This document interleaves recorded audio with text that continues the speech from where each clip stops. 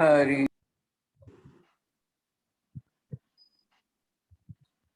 आप सभी का गीता अध्ययन के इस सेशन में स्वागत, जहां हम सूद सर के साथ 8वें अध्याय की चर्चा पर हैं। हर टॉपिक गीता का इम्पोर्टेंट है और ये तो बहुत ही इंटरेस्टिंग टॉपिक चल रहा है जिसके विषय में सभी चिंतित रहते हैं।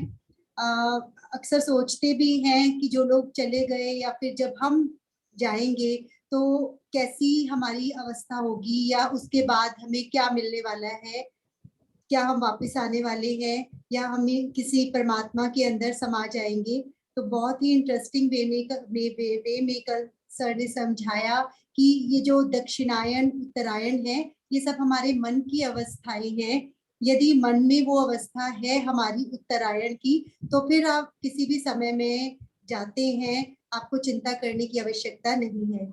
इसी चर्चा को आगे बढ़ाएंगे सूद सर के साथ। सर को प्रणाम।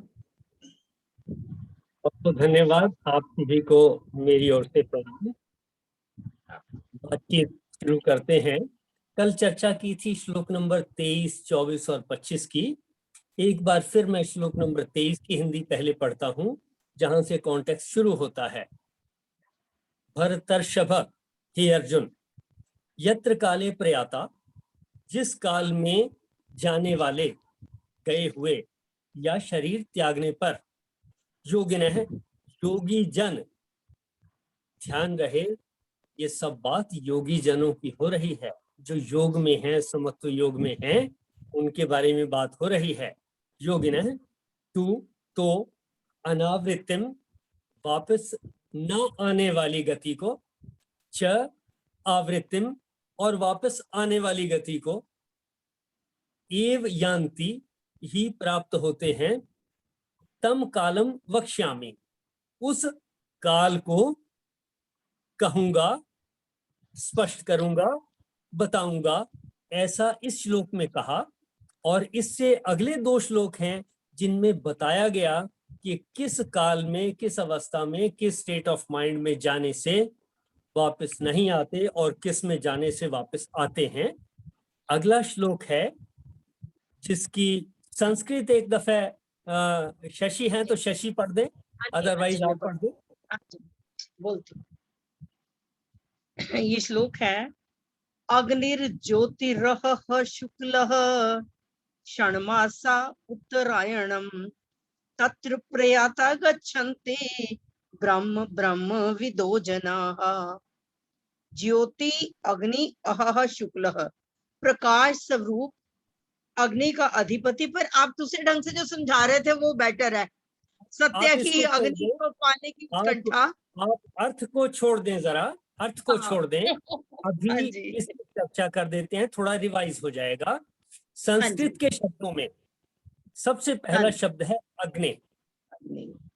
किस अग्नि की बात हो रही है ये कल हमने डिस्कस किया कि ये वो अग्नि है, जिज्ञासा की अग्नि है। सत्य को जान लेने की जो हमारे अंदर जिज्ञासा है उसकी अग्नि है। कितनी तीव्रता से हम जान लेना चाहते हैं सत्य को। कौन से सत्य को? भगवत गीता में ही यहां तक के सारे अध्यायों में जो कुछ हमने पढ़ा उसको जान लेने की जो जिज्ञासा है उसकी अग्नि, कि इसको जान लें और जान लें और जान लें, ये है अग्नि। इसके अलावा और कोई अग्नि मेरी समझ में नहीं आई। दूसरा शब्द है ज्योति है। कौन सी ज्योति? कि क्या जब वृद्ध हो गए और डर है कि भाई अब शरीर छोड़ना है, उस वक्त कोई दिया जलाकर रख देंगे और हम उस ज्योति की बात करेंगे, या किसी लैंप को ऑन कर देंगे, ट्यूबलाइट को, एलईडी को ऑन कर देंगे और कहेंगे कि ज्योति हो गई? नहीं, ये ज्योति वो जो अग्नि है, जिज्ञासा की अग्नि है, सत्य को जान लेने की जो अग्नि है, उसी से जो हमारी एनलाइटनमेंट है, वो ज्योति है ये। आगे कहा अह दिन, यानी कि जैसे दिन में सारी चीजें स्पष्ट दिखाई देती हैं, वैसे ही इस अग्नि से जो ज्योति उत्पन्न हुई उसमें दिन की तरह से हमें स्पष्ट दिखाई दे। क्या दिखाई दे स्पष्ट? सत्य, जीवन की जो चीजें, जो बातें अभी तक हमने भगवत गीता में सीखी हैं, इसके अलावा भी कोई सत्य हो तो वो भी स्पष्ट दिखाई दे। शुक्ल है, शुक्ल पक्ष, जिसमें चंद्रमा का आकार बढ़ता है, चंद्रमा की ज्योति बढ़ती है, ये प्रगति का रिप्रेजेंटेटिव है, प्रगति का प्रतीक है। कि जैसे शुक्ल पक्ष में ज्योति बढ़ती है, चंद्रमा का आकार बढ़ता है, इसी तरह से हमारे अंदर की ज्योति बढ़े, हमारे अंदर की जिज्ञासा, ज्योति, अंडरस्टैंडिंग ये बढ़ती चली जाए। आगे कहा क्षण मासा उत्तरायणम, और ऐसे ही जैसे 6 महीने उत्तरायण के हैं उनमें दिन का साइज बढ़ता चला जाता है, टोटल जो सूर्य से रोशनी आ रही है वो हर रोज ज्यादा रिसीव होती है। कि ऐसी स्थिति, ऐसी स्टेट ऑफ माइंड जब हमारी हो, क्या क्या बातें? पहली बात अग्नि, दूसरी ज्योति, तीसरी दिन की तरह से स्पष्टता, चौथी शुक्ल पक्ष की तरह से वृद्धि, और पांचवी उत्तरायण के 6 महीनों की तरह से वृद्धि। अगर हमारे मन का विकास इस तरह से हो रहा है, अगर हमारे मन की अंडरस्टैंडिंग, उस ईश्वर की अंडरस्टैंडिंग, इस यूनिवर्स की अंडरस्टैंडिंग, आपस में एक दूसरे की अंडरस्टैंडिंग, जीने की कला की अंडरस्टैंडिंग, अपनी जो इंद्रियां हैं उनको समझ लेने का तरीका कि किस अवस्था में हम प्रसन्न रह सकते हैं, शांत चित्त रह सकते हैं, और किस अवस्था में हमें परेशानी आएगी, इन सारी चीजों की अंडरस्टैंडिंग अगर है और वो बढ़ती चली जा रही है, हमारी स्पष्टता, क्लैरिटी बढ़ती चली जा रही है। इतनी बातों की चर्चा हुई, अग्नि, ज्योति, अह, शुक्ल पक्ष और उत्तरायण के 6 महीने, ये 5 पॉइंट की बात यहाँ हुई। तत्र प्रयाता, कि जब हमारे मन की स्थिति ऐसी है, पॉजिटिविटी है मन में, उल्लास है, प्रसन्नता है, तत्र प्रयाता, उस स्टेट में, उस अवस्था में, उस मनो अवस्था में प्रयाता प्रयाण करेंगे, शरीर को त्याग करके, गच्छन्ति त्याग करके जाएंगे, ब्रह्म, कहाँ जाएंगे? ब्रह्म में, ब्रह्म विदः जना, लोग ब्रह्म को जो जानते हैं उनको इस बात का पता है। यानी ब्रह्म को जानने वाले लोग इस तरह से अगर पॉजिटिव स्टेट ऑफ माइंड में हैं तो शरीर को त्याग कर ब्रह्म में लीन हो जाएंगे, ऐसा अर्थ इस श्लोक से है। और ये आधी बात है, इससे दूसरी आधी बात अगले 25वें श्लोक की है। शशि उसमें भी संस्कृत को पढ़ दें सिर्फ। धूमो रात्रिस्तथा कृष्णः षण्मासा दक्षिणायनम तत्र चांद्रमसं ज्योतिर्योगी प्राप्य निवर्तते। देखें, पहले वाले श्लोक में 5 बातों की बात थी, यहाँ धूम है, धुएं से शुरू हो रही है बात। उसमें पिछले श्लोक में पहली चीज क्या थी? अग्नि। यहाँ अग्नि नहीं है, वो जिज्ञासा हम में मर गई, रह गई, या अभी जगी नहीं है, कमजोर रह गई है। वो आग अभी लगी नहीं है, भड़की नहीं है, धुआं है।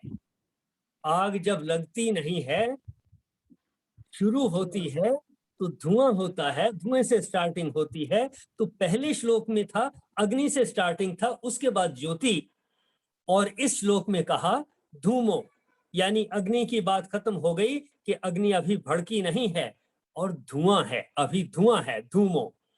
रात्रि है, अंधकार है, क्लियरली दिखता नहीं, उसमें दिन की, अह की बात हो रही थी, दिन की स्पष्टता की बात हो रही थी कि सब क्लियरली दिखेगा। यहाँ रात्रि की बात है कि ये सच्चाई, ये सब कुछ समझ नहीं आया।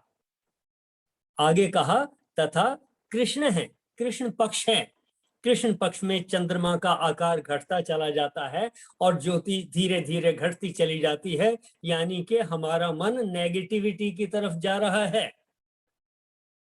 अभी उल्लास की बजाय परेशानी की तरफ, स्ट्रेस की तरफ जा रहा है। ये कृष्ण है, कृष्ण पक्ष की ये रिप्रेजेंटेशन है, अंडरस्टैंडिंग होनी चाहिए हमें। क्षण मासा दक्षिणायनम, दक्षिणायन, उसमें भी दिन का आकार छोटा होता रहता है धीरे धीरे। 22 या 23 जून से लेकर के 21 या 22 दिसंबर तक दिन का आकार छोटा रहता है, यानी सूर्य की जो एनर्जी आनी है, लाइट आनी है, वो धीरे धीरे कम होती जाती है। तो जिन मनुष्यों में ये अग्नि अभी जली नहीं है, ज्ञान की ज्योति जली नहीं है, धुआं है, अभी अभी स्टार्टिंग लेवल है, या नेगेटिविटी ने हमें घेरा हुआ है, या स्ट्रेस ने, परेशानियों ने घेरा हुआ है, रात्रि की तरह से सब कुछ नजर आता है, अंधकार में नजर आता है सब कुछ, और नेगेटिविटी उस तरीके से जैसे कृष्ण पक्ष में चंद्रमा छोटा होता जाता है, रोशनी कम होती जाती है, और दक्षिणायन में जैसे दिन का साइज कम होता जाता है। ये रिप्रेजेंटेशन है कि हमारी अगर मनोस्थिति ऐसी है, तत्र चंद्रमसम ज्योतिः, तत्र उसमें, यानी इस स्थिति में, चंद्रमसम ज्योतिः, चंद्रमा की ज्योति, चंद्रमा की अपनी ज्योति है नहीं, उसको सूर्य से मिलती है, उसकी अपनी नहीं है। इससे पहले श्लोक में जो अग्नि की बात आई थी, पहला ही शब्द अग्नि था, यहाँ चंद्रमसम ज्योति, यहाँ जो हमारी एनलाइटनमेंट आ रही है, यानी जिसकी वजह से अभी धुआं है, अभी हम दूसरों से ले रहे हैं, अभी एनलाइटन हुए नहीं हैं, उसकी जरूरत है, उस अग्नि की जरूरत है। यहाँ स्टेट है तत्र, वहां, यानी इस स्टेट में चंद्रमसम ज्योति, चंद्रमा की जैसे ज्योति है, अपनी नहीं, सूर्य से आ रही है, वहां से हमें मिलती है, इसलिए उसमें इतनी एनर्जी भी नहीं है, उसके अपने गुण हैं, वो बात अलग है। ज्योति योगी, कि जो योगी, यहां भी योगी की बात हो रही है, दोनों अवस्थाओं में, कि योगी पहली स्थिति में भी, इस स्थिति में भी हो सकता है योगी, फिर वो योग अभी योग को प्राप्त हुआ नहीं है, उसका प्रयास चल रहा है, या वो नेगेटिविटी में चला गया, या रास्ते में छूट गया। तत्र चंद्रमसम ज्योति, ऐसी बात कहने के बाद कहा, ऐसा योगी प्राप्य निवर्तते, ऐसी अवस्था को, ऐसी स्टेट ऑफ माइंड को प्राप्त होकर के वापस लौट करके आता है। ये 2 श्लोकों का अर्थ हुआ। पहले श्लोक में तो था कि 2 रास्ते बताऊंगा, 2 रास्ते ये बताए, जिसमें हमने पुस्तक में जो लिखा है वो आप पढ़ सकते हैं, उसमें जो है, जो कंफ्यूजन है, हमने काफी डिस्कस किए। उसके बाद जो मेरी समझ में आया इन 2 श्लोकों का अर्थ, वो मैंने आप सबके सामने रखा। आप लोग अपना माइंड अप्लाई करें, देखें। इसके अलावा जो आप सजेस्ट करना चाहें कि इनका और ये मतलब भी हो सकता है, उसको भी हम समझने का प्रयास कर सकते हैं, और इसके बाद में भी कहीं पर इसको फिर से समझने की जरूरत पड़े, फिर समझेंगे। लेकिन इस समय तक जो कुछ हमने स्टडी किया है, उसके आधार पर जो मुझे समझ में आया वो मैंने आपसे डिस्कस किया। देखें इसमें किसी का कोई सुझाव या किसी का कोई प्रश्न हो, तब फिर आगे चलेंगे।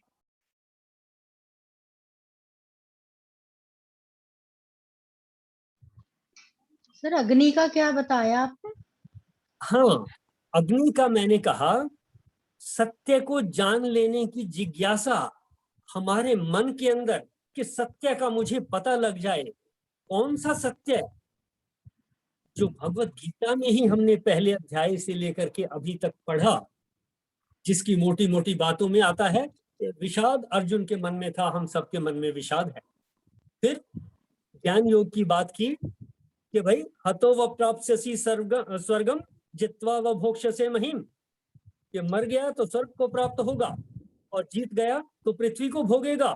तस्मात् उत्तिष्ठ कौन्तेय, ऐसा मान करके हे कुंती पुत्र उठ, युद्धाय कृत निश्चय है, निश्चय करके युद्ध कर। और फिर युद्ध करने का तरीका बताया, सुख दुखे समय कृत्वा, सुख और दुख को समान करना है, लाभ अलाभ, लाभ और हानि को जय अजय, विजय और पराजय को इनको समान समझकर ततो युद्धाय युजस्व, तब युद्ध में लग जा।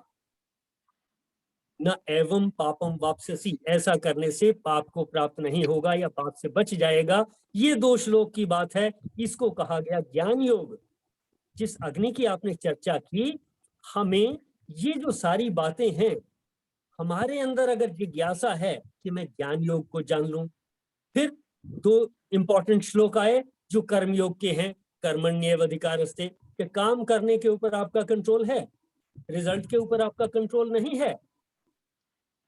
कर्मण्येव अधिकारस्ते मा फलेषु कदाचन मा कर्म फल हेतु भू, मत हो, मत कह कि मैंने ये कर दिया, मेरी वजह से हो गया, मैं ही कारण हूं इसका, ऐसा मत सोच।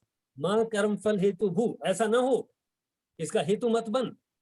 मां ना हो कि तुम्हारी संगे अटैचमेंट, अस्तु अकर्मणी, अकर्म में कि छोड़ो काम ही नहीं करना मुझे, तो इसमें भी अटैचमेंट ना हो। ये कर्म की बात आती। इसके अलावा फिर कर्म करने का तरीका बताया, कैसे करना, फल पे डिपेंड ना हो करके, फल पे फोकस ना करते हुए, समत्व में रह करके, समत्वम योग उच्यते, योग स्थ कुरु कर्माणि, योग में स्थित होकर के कर्म करो। कर्म करने का तरीका, योग स्थ, योग में स्थित होकर, कुरु कर्माणि, संगम त्यक्त्वा धनंजय है, फल के साथ अटैच नहीं होना, फल के साथ अटैचमेंट को छोड़कर, अटैचमेंट को छोड़ करके कर्म करो। और इतना कहने के बाद कहा समत्वम योग उच्यते, समत्व को ही योग कहा गया है। ये कर्म योग की बात हो गई, यानी हमारे अंदर जिज्ञासा ज्ञान योग की, कर्म योग की। इसके अलावा मन को कैसे कंट्रोल किया जाता है, क्रोध को कैसे काबू में लाना है, उसका क्या असर होता है, ब्रह्म क्या है, ईश्वर क्या है। और इस 8वें अध्याय में तो शुरू में ही ये चल रहा था किम तद ब्रह्म, वह ब्रह्म क्या है, अध्यात्म क्या है, अधिभूत क्या है, अधिदैव क्या है। ये इतनी सारी जो चीजें हैं, ये जो सच्चाई है, इसको जानने की ललक मन में, वो है अग्नि। इसके अलावा कौन सी अग्नि हो सकती है, मुझे कोई समझ नहीं आया। मेरी समझ में इतना ही आया कि जिस अग्नि की यहाँ बात हो रही है, ये हमारे अंदर होनी चाहिए सत्य को जानने की आग, जिज्ञासा, कि मुझे इन चीजों का पता हो, इनका अभ्यास, इनका मनन, इनका चिंतन, ताकि मेरा मन इनमें स्थित हो सके। और ये जो जिज्ञासा है, ये जो अग्नि है, ये जो आग है, इससे जो मेरी एनलाइटनमेंट होगी, गायत्री मंत्र में जिसको कहा गया है, जो मेरी एनलाइटनमेंट होगी वो ज्योति हो गई। तो अग्नि और ज्योति ये 2 चीजें हैं। देखिए क्या अग्नि का मतलब हम समझ पाए, या मैं कुछ जो आपने प्रश्न किया था मैं उसको क्लैरिफाई कर पाया? हाँ जी, हाँ जी, ठीक है। थोड़ा और सा देखिए, हाँ जी, जो मतलब कि आपके बताने से मैं समझ पाई हूँ, कुछ उसको 2 लाइनों में बोलना चाहती हूँ। हाँ जी,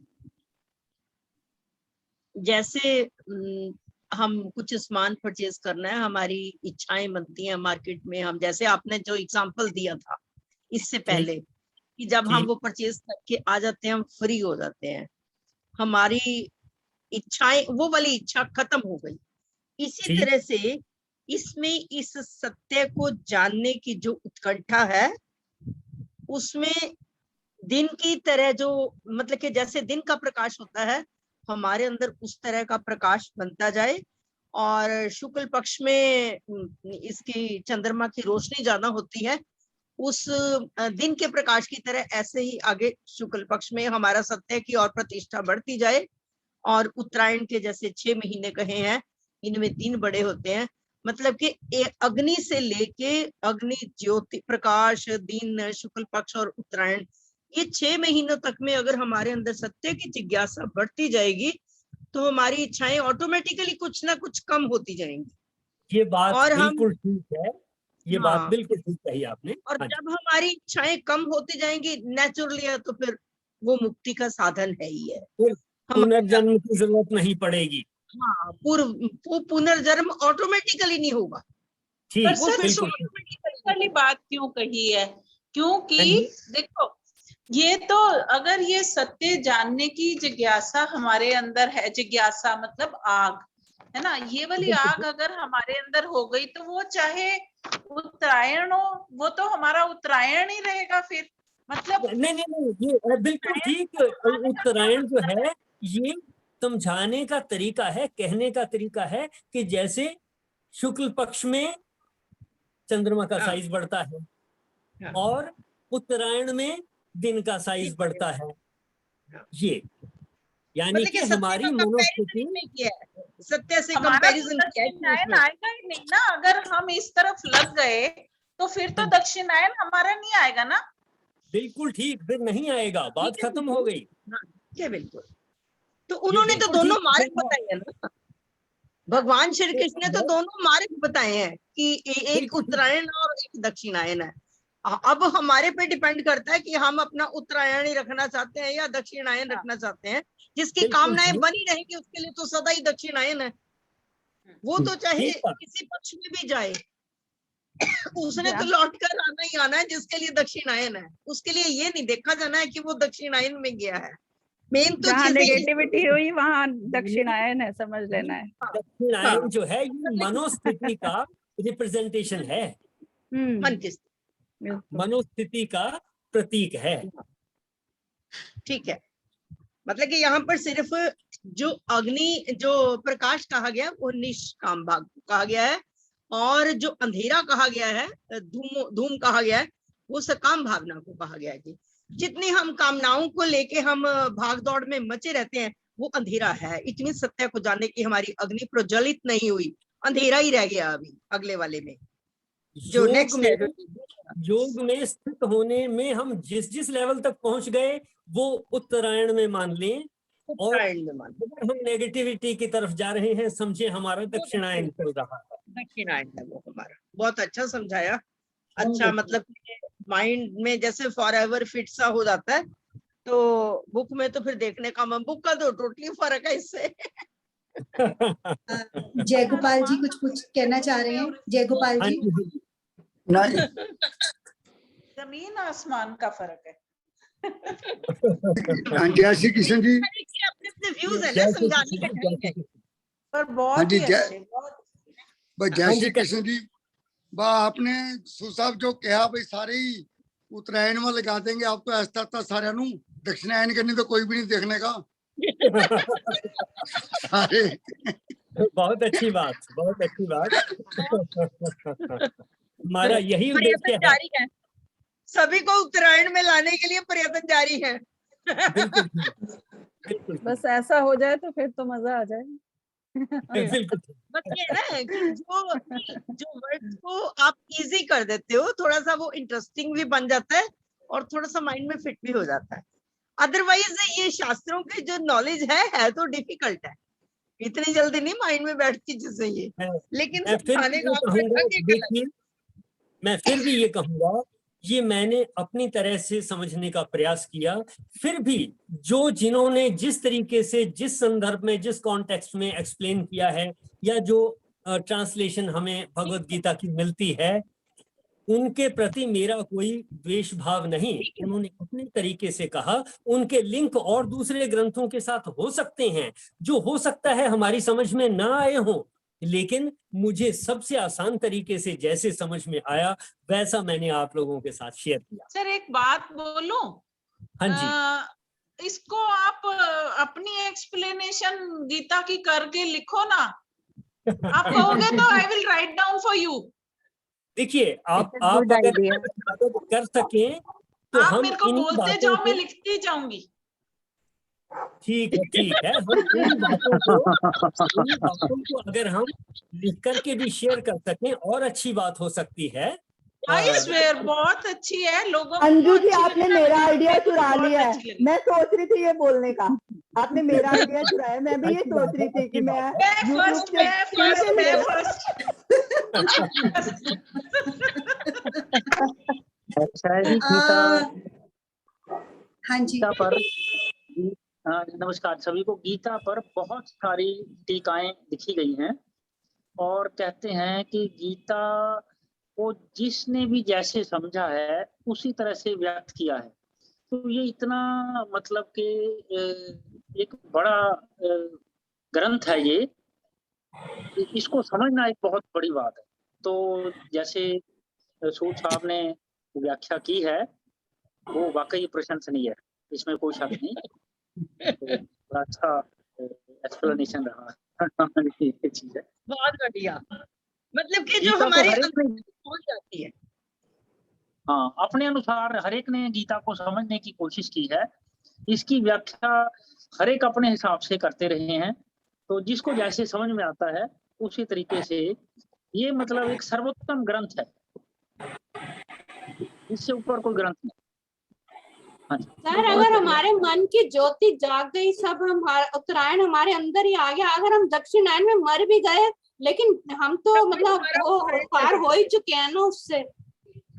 बिल्कुल मैं जो तब तो पार ही है। दक्षिणायन है दक्षिणायन तो खत्म ही हो गया ना, दक्षिणायन उत्तरायण तो वो तो ऐसे नहीं मतलब समय के अनुसार दी हुई है। जैसे जो समय चल रहा है उसके अनुसार भी अगर हम जाते हैं तो वो तो भगवान ने भी वो एग्जाम्पल ही दी हुई है उसमें उन्होंने वो ही नहीं लिखा कि ऐसा है ऐसा है, उन्होंने भी एग्जाम्पल्स दी हुई है और हम एग्जाम्पल्स पे अटक गए। हम उसका डीप मीनिंग तो सर ने जैसे समझाया वही है कि हम चले गए उसमें और ज्योति जगा के रखनी है अपने अंदर, तो फिर ठीक है।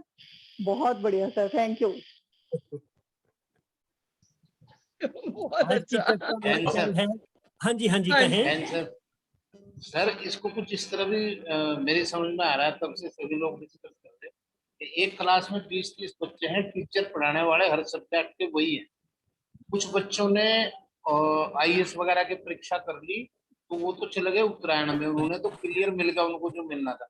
और उसी में से कुछ बच्चे फेल हुए या कम परसेंटेज में पास हुए, वो दक्षिणायन में गए, उनको वापस आना पड़ेगा। और जो फर्स्ट ग्रेड में चले गए वो चले गए ब्रह्म में। ऐसा कुछ मुझे समझ में आया। ये भी मैं आपकी बात को जरा पूरा कर दूं। सूद साहब की क्लास में नहीं ऐसा होएगा जी, हमने तो सूद साहब का लेना भी सूद साहब की संगत में है। हमने तो दक्षिणायन उत्तर की क्लास में फेल नहीं किसी ने होना, इस क्लास में फेल नहीं होएगा। ये आप क्या सोच रहे, कमाल है। ये तो नलायक वाले जगह उत्तरायण में जाएंगे जी, सूद साहब की क्लास अटेंड करेंगे। बहुत ही अच्छा, 100% रिजल्ट होने वाला है।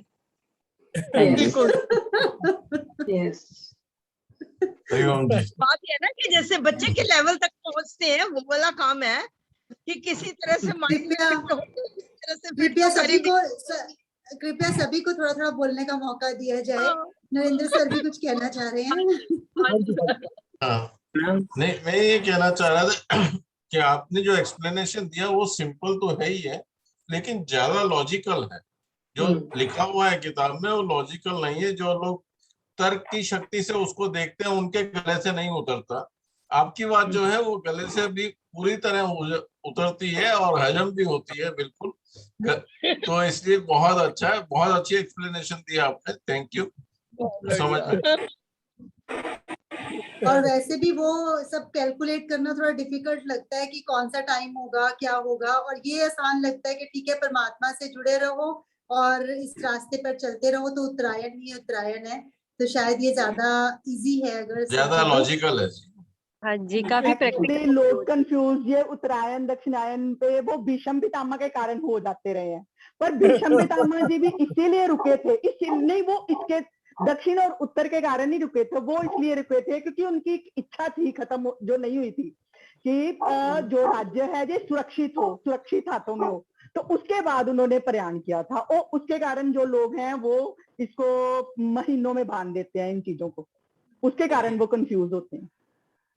पर सर अब ये दो बातें हुई कि या तो अपने मन की अवस्था को ऐसा बनाया जाए कि हमेशा ही हमारा उत्तरायण रहे, और या फिर जो दूसरी बात कई बुक्स पे ये भी लिखी होती है कि जब आप योग में स्थित, वही वैसे मन की अवस्था ही है कि जब आप योग में स्थित हो जाते हो तो कहते कई लोग इतने ज्यादा उसमें परफेक्ट हो जाते हैं कि वो अपने अकॉर्डिंगली टाइम और वो सब चूज कर सकते हैं कि उन्होंने कब जाना है, मतलब उनका इतना ज्यादा समाधिस्थ हो जाते हैं कि जैसे भीष्म पितामह का भी कहते हैं कि उन्होंने फिर अपने प्राणों को रोक के रखा कि मुझे उसी टाइम के अंदर प्राण त्यागने हैं। तो ऐसा भी कुछ होता होगा सर? उनको तो इच्छा मृत्यु का वरदान था ना। मैं थोड़ा सा मॉडिफाई ये करता बात हूँ तो आपकी राणा बात सर को। समझा तो रहे हैं कि समाधि में चले गए, जब वो उसमें चले गए जो लास्ट वाला है, तो उसमें तो कोई सांस आनी नहीं, कोई जानी नहीं है, तो वो तो समाधिस्थ अवस्था में तो कहीं कभी तक आप जी सकते हो। ये तो राणा सर ने समझाया तो है। मैं थोड़ा सा मॉडिफाई करता हूँ जो आपने कहा आशु जी। अगर हम योग में स्थित हो गए तो फिर मुझे इस बात की क्या फिक्र है कि मैं किस दिन मरता हूं या किस टाइम में मरता हूं। अगर मेरे मन में ये फिक्र है कि मैं इस टाइम में शरीर छोड़ूं, इस टाइम से बच जाऊं, तब अभी मैं योग में स्थित नहीं हुआ।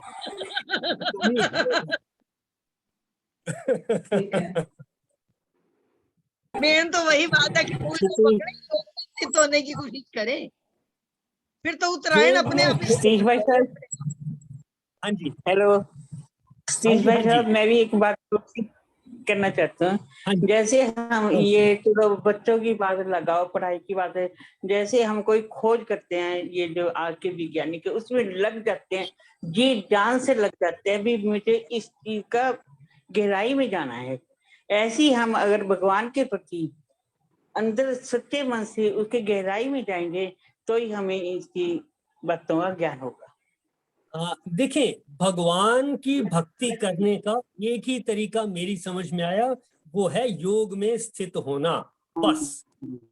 ज्ञान योग और कर्म योग, जिसमें 2 श्लोक ज्ञान योग के आज मैंने डिस्कस किए, कई दफे डिस्कस किए हैं, 2 श्लोक कर्म योग के हैं। ये 4 श्लोकों में अगर हम सेट हो जाएं, हमारे मन में ये जाग जाएं, इस स्थिति में हमारा मन आ जाए, योग में स्थित हो जाए, यही ईश्वर को जानना है। सब जितने भी हमारे मित्र हैं, शत्रु हैं, उनमें समभाव हो गया। बस और कौन ये सा ईश्वर की भक्ति करनी है। भक्ति योग क्यों छोड़ जाते हैं हर बार? भक्ति योग भी उसको लेके चले ना साथ में। पहुंचे नहीं, तो वही जाएगा। अभी पहुंचे नहीं है, वहां भक्ति योग की बात होगी, इस वक्त चर्चा होगी ये सारी। अभी हम उतनी बात करते हैं जितनी चीज हमने भगवत गीता में अभी तक पढ़ी है। एक्चुअली सर ज्यादातर लोग भक्ति योग वाले हैं ना, कर्म करने में पीछे रह जाते हैं, ज्ञान में पीछे रह जाते हैं, तो हमें लगता है हम भक्ति योग से ही तर जाए तो भक्ति योग तो ऑटोमेटिकली पहले आया हुआ है, हमारी श्रद्धा बनी है तो तभी हम इसमें कर्म योग में और ज्ञान योग में आए हुए हैं। कर्म और ज्ञान योग तो तभी आएगा जब भक्ति होगी, जब श्रद्धा बनेगी हमारी, भक्ति बनेगी, श्रद्धा बनी है किसी के लिए तो उसको हम सुनना चाह रहे हैं ना, उसके लिए गीता हम इसीलिए सुनना चाह रहे हैं क्योंकि श्रद्धा है हमारी। तो भक्ति से ही तो शुरू हुआ सब। सुनेंगे और सुनेंगे तो प्रेम और बढ़ेगा, प्रेम और बढ़ेगा तो उसकी जिज्ञासा भी बनेगी, हमें जानने की, कुछ को जानेंगे और जिज्ञासु बन गए तो फिर आहिस्ता आहिस्ता जैसे सर हमें समझाएंगे तो हम ज्ञानी भी बन ही जाएंगे, ज्ञानी और योगी। ये बड़ा इंटरेस्टिंग टॉपिक है और मेरे ख्याल से कल भी थोड़ी तो चर्चा इस पर अभी चलेगी। तो टाइम को देखते हुए आज समापन की ओर बढ़ते हैं और इसी चर्चा को कल आगे जारी रखेंगे। जी, काफी लोगों ने आज क्वेश्चन पूछे, जो नहीं पूछ पाए उनसे निवेदन कि कल अगर उनका कोई प्रश्न रह गया हो तो कल प्लीज वो अपना क्वेश्चन पूछे, राणा सर से भी और सूद सर से। कल का दिन तो सॉरी, कल संडे है सर, कल चलेगी मेडिटेशन? ठीक है, सोमवार को चर्चा करेंगे अब फिर। हाँ जी, ठीक है। इसी के साथ आज समापन की ओर बढ़ते हैं। शशि दीदी से निवेदन। मैं फिर एक बार अपने सारे ग्रुप प्रेमियों को निवेदन करती हूँ कि कल 10:30 से 12:30 जो प्रोग्राम है जन्माष्टमी के उपलक्ष्य में, तो जरूर पहुंचने की कोशिश करें। कोई ये मत समझे कि मुझे फोन नहीं आया, मेरा सभी के लिए बार बार हार्दिक निवेदन है और जरूर पहुंचे और सत्संग की रौनक को बढ़ाएं। शुरुआत में नहीं करनी है वहां पर जाकर, तो मुझे अच्छा लगेगा अगर आप साथ पहुंचोगे, ताकि संगत अपने साथ की इकट्ठी हुई होती है, और भी होंगे वहां पर, लेकिन मैं अच्छा समझूंगी। सभी जेंट्स को भी बार बार निवेदन कर रही हूँ और एड्रेस मैंने ग्रुप में भेज दिया है। चोपड़ा फर्नीचर हाउस है घास मंडी के पास, घास मंडी का मोड़ है लिखा हुआ वहां पर, अमृत भवन। ठीक है, हाँ जी। सर्वे भवन्तु सुखिनः, सर्वे सन्तु निरामया, सर्वे भद्राणि पश्यन्तु, माँ कश्चित् दुःख भाग् भवेत्, माँ कश्चित् दुःख भाग् भवेत्। गौ माता की परम कृपा से सुख समृद्धि का बसेरा, गोधन से दुख दरिद्र भागे, सब ग्रंथों का सार घनेरा। वो गौ माता की जय। ब्रह्म अर्पण, ओम ब्रह्म अर्पण अस्तु, ओम ब्रह्म अर्पणम अस्तु। हरिओम जी, सत्संग का बहुत ही आनंद आया, हमारे हृदय में नीचे तक उतर आया, कंठ से नीचे तक आ गया हुआ है, और इतना इंटरेस्ट बना है, हमारी श्रृंखला बढ़ती रहे। भाई साहब का बहुत बहुत धन्यवाद, और राणा सर का भी बहुत बहुत धन्यवाद। बहुत सार्थक रही आज की चर्चा। इस पूरे सहयोग के लिए आप सभी का धन्यवाद, और मेरी ओर से आप सबको प्रणाम। प्रणाम सर, प्रणाम सभी को प्रणाम, और बत्रा सर से निवेदन कि अपना कार्यभार संभालें। काफी दिन हो गए हैं हमें। आप म्यूट हैं सर, म्यूट रह के हम आपको कैसे देखेंगे, कैसे सुनेंगे? कल मेडिटेशन हो रही है ना पक्का। बत्रा सर आज अपना केक दिखा दो। आज केक नहीं है जी, क्या हुआ? आज तो हंसी अच्छी होगी चर्चा के साथ साथ। सूद साहब ने इतना बढ़िया समझाया कि लोगों को जब समझ आ गया तो अपने आप उनके चेहरे खिल उठे और हंसने लग पड़े। और वैसे भगवान को प्राप्त करने का भी सबसे अच्छा तरीका यही है। कहते हैं कि एक कवि ने लिखा है कि मंदिर है थोड़ा दूर, तो ऐसा करें एक रोते हुए बच्चे को हंसाया जाए। यानी मंदिर जाने से अच्छा कर्म जो है वो रोते हुए बच्चे को हंसाने तो प्रभु मिल जाएगा। आज तो सूद साहब ने सबको ही हंसा दिया, तो बहुत आज मैंने कुछ डेंटल ट्रीटमेंट लिया था, तो मेरे को डॉक्टर ने मना कर दिया कुछ भी गर्म खाने से। तो मैं भी कोल्ड कॉफी पी रहा हूँ, और आपके लिए भी कोल्ड कॉफी ही लेके आया हूँ।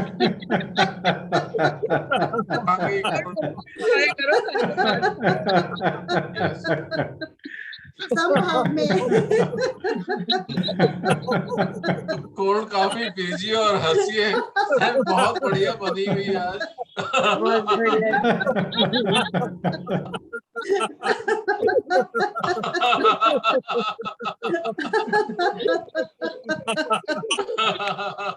अच्छा।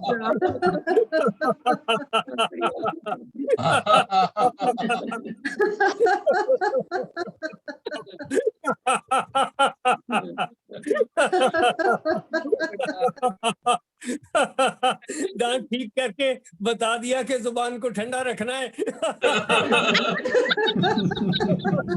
देखो जी, अगर दिमाग ठंडा रहेगा तो जुबान अपने आप ठंडी रहेगी, मीठी भी रहेगी।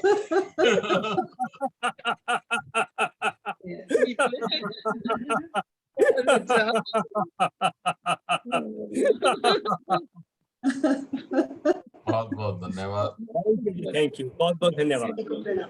अगर कॉफी में मीठा कम हो तो मेरे को बता दें, कल ठीक करवा दूंगा। सबको बधाई हो। आज कृष्ण सखी उत्सव था, तो उसकी सबको बधाई हो। जय श्री कृष्ण। सभी को बहुत बहुत प्रणाम। प्रणाम। और वैसे आज मिठाइयाँ चाहिए थी बत्रा सर, आपने गलत किया। सखी पे तो 56 भोग लगते हैं और आप सिर्फ कॉफी से सार दिया आपने हमें।